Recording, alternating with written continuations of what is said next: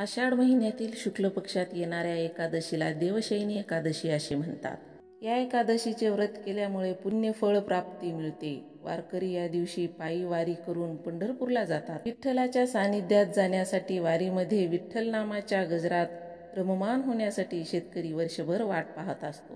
पंढरपूर हे वारकरी संप्रदायाचे माहेरघर असे संबोधले गेले आहे. ज्या पंढरीला जाण्यासाठी कुठलेच आमंत्रण नसते त्या वारीमध्ये असंख्य मोजता न येणारी वारकरी संप्रदाय मोठ्या भक्तिभावाने जातात.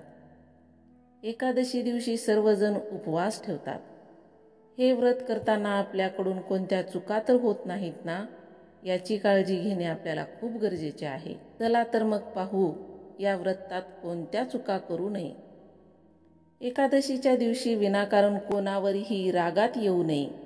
लोकांचे काहीतरी आपल्याला भेटावे अशी लोभी वृत्ती करू नये.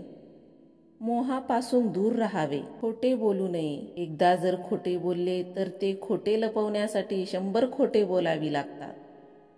म्हणून सत्याची कास धरून असत्यापासून दूर राहावे. आपण स्वतःबद्दल आणि दुसऱ्याबद्दलही आपल्या मनात चांगले विचार ठेवावे.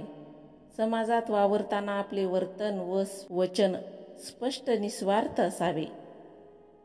आपल्याकडे कुठला तरी अधिकार आहे म्हणून लोकांवर अन्याय करू नये.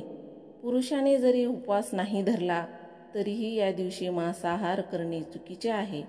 मांसाहार आणि मद्यपान करून पापाची भागीदारी होऊ नका. या दिवशी तांदळाचा भात चुकूनही खाऊ नये.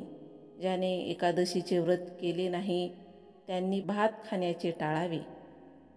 कांदा, लसूण, मुळा, डाळ या गोष्टी वर्ज्य करायला सांगितल्या आहेत. घरामध्ये लहान मुलांवर आणि स्त्रियांवर उगाच ओरडून आपले पुरुषत्व दाखवण्यात काहीच अर्थ नाही. आपण जर वाईट कर्म कराल तर ईश्वर त्याचे फळही वाईटच देतात. म्हणून सत्कर्म करा. दिंडीमध्ये जर आपल्याला वारकऱ्यांची सेवा करता आली तर तुम्ही त्यांना पाण्याची, खाण्याची, औषधोपचाराची सोय करा. वारकरी जर दिंडीत असेल, त्यांच्या घरी कुठलीही मदत लागली तर ती तुम्ही करा. हीच खरी ईश्वर सेवा आहे. वारकरी वारीत असताना स्वतः पांडुरंग आपल्या भक्ताच्या घरी कामे केलेली अनेक कथा आपल्याला माहिती आहेत.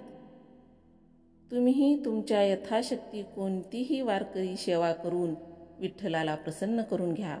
त्यामुळे तुमच्या आयुष्यात आनंद, सुख, यश, कीर्ती याची प्राप्ती झाल्याशिवाय राहणार नाही. जय हरी विठ्ठल.